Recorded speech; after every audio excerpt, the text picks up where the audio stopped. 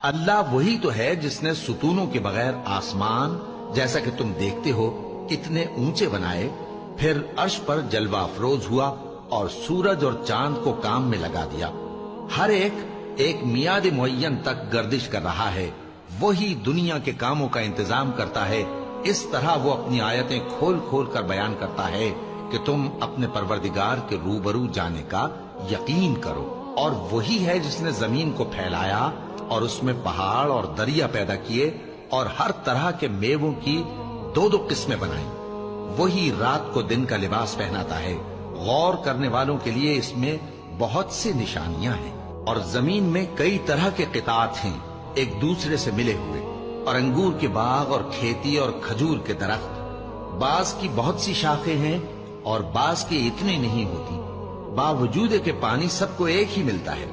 اور ہم بعض میووں کو بعض پر لذت میں فضیلت دیتی ہیں۔